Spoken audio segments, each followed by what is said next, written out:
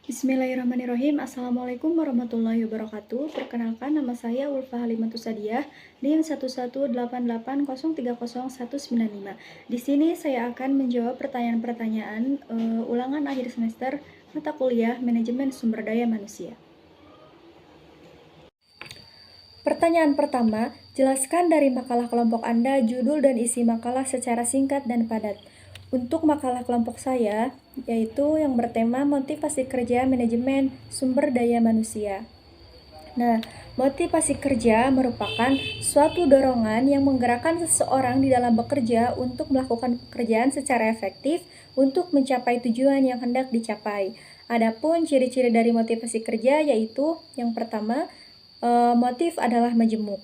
Di dalam suatu perbuatan sebenarnya tidak hanya memiliki satu tujuan, tetapi terdapat beberapa tujuan yang berlangsung secara bersama-sama. Yang kedua, motif dapat berubah-ubah. Motif bagi seseorang seringkali mengalami perubahan. Hal ini diakibatkan dari keinginan manusia yang seringkali berubah-ubah sesuai dengan kebutuhan dan keinginannya. Yang ketiga, motif dapat berbeda-beda bagi setiap individu. Dua orang yang melakukan pekerjaan yang sama itu biasanya memiliki motif yang berbeda di antara satu dengan yang lainnya.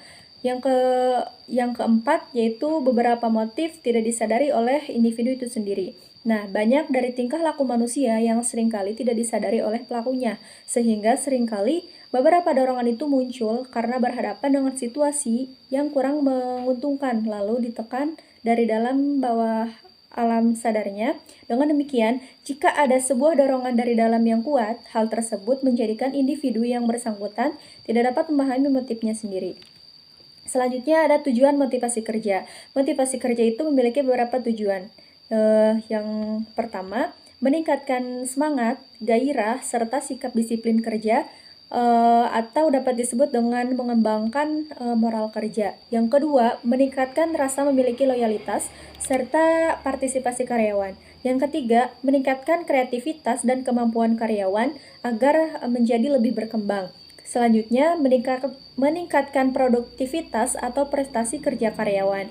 Dan yang terakhir, meningkatkan kesejahteraan dan kepuasan kerja karyawan. Lalu poin selanjutnya ada jenis-jenis motivasi kerja. Nah, motivasi memiliki peran penting di dalam kehidupan berorganisasi.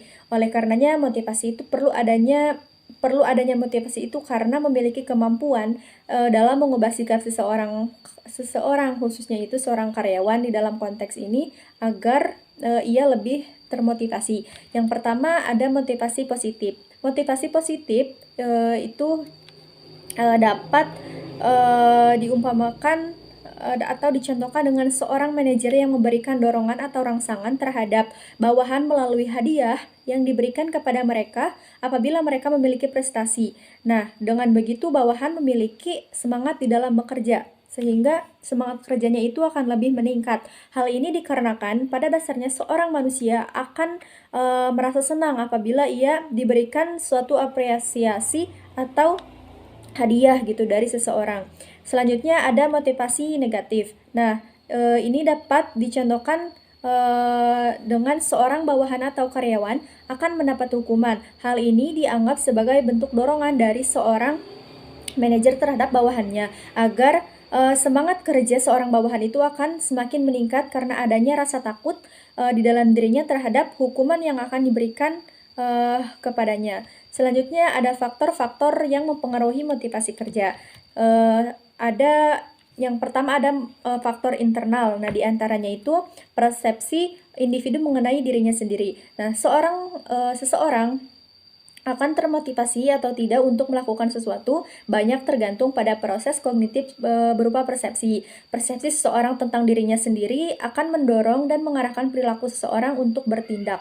Selanjutnya ada harga diri dan prestasi. Faktor ini mendorong atau mengarahkan individu atau memotivasi untuk berusaha agar menjadi pribadi yang kuat, mandiri, memperoleh kebebasan, serta mendapat status tertentu di dalam lingkungan masyarakat, serta mendorong individu itu untuk semakin berprestasi.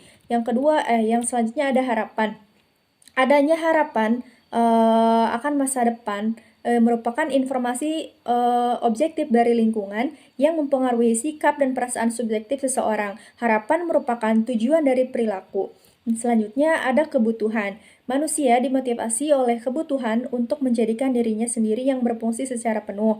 Nah, sehingga mampu meraih potensinya secara total. Kebutuhan akan mendorong dan mengarahkan seseorang untuk mencari atau menghindari, mengarahkan dan memberi respon terhadap tekanan yang dialaminya. Selanjutnya ada kepuasan kerja.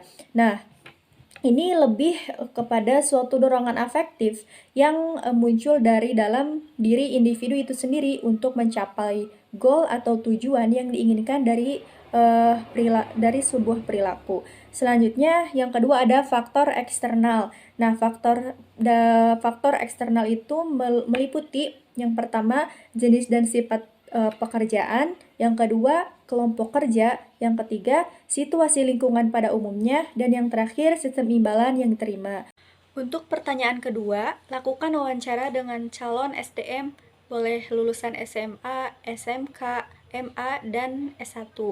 Nah, di sini saya mewawancarai salah satu calon SDM yang lulusan SMA.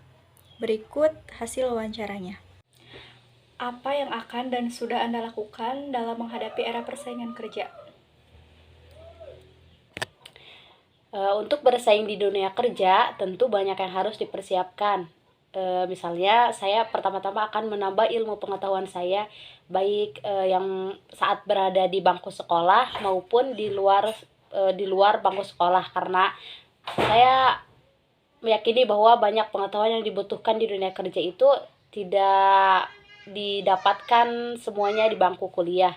Dan sebetulnya yang saya pikirkan setiap saya melakukan interview kerja, saya selalu berbincang-bincang dengan para peserta interview mengenai pengalaman, sekolah, dan prestasi atau kemampuannya. Nah, hal itu saya lakukan untuk sebagai salah satu cara untuk menyusun strategi persaingan di dalam dunia kerja.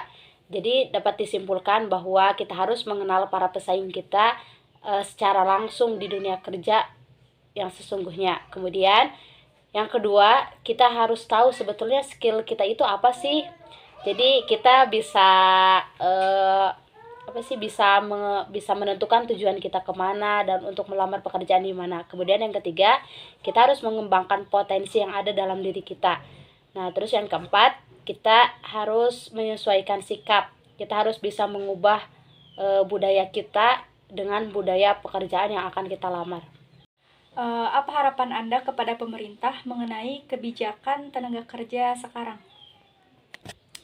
Kalau saya sih lebih berharap agar ada kebijakan yang tidak melulu berpihak kepada pengusaha, akan tetapi harus bisa berpihak pada tenaga kerja juga. Misalnya seperti penentuan UMK, UMR yang seharusnya betul-betul ditinjau berdasarkan kebutuhan dan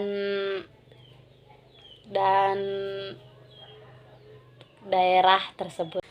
Dari hasil wawancara yang saya dapatkan dengan salah satu calon SDM, maka dapat disimpulkan bahwa untuk bersaing di dunia kerja tentu banyak yang harus dipersiapkan, seperti pengetahuan, baik yang didapatkan saat berada di bangku sekolah maupun di luar bangku sekolah, karena terkadang pengetahuan yang dibutuhkan di dunia kerja itu tidak dapat kita dapatkan di bangku sekolah atau bangku kuliah. Dan cara yang kedua yaitu dengan mengembangkan potensi di dalam diri. Dan harapan untuk pemerintah agar ada kebijakan yang tidak melulu berpihak kepada pengusaha, akan tetapi harus juga berpihak pada tenaga kerja. Misalnya seperti pada penentuan UMK dan UMR yang seharusnya betul-betul ditinjau berdasarkan kebutuhan daerah tersebut.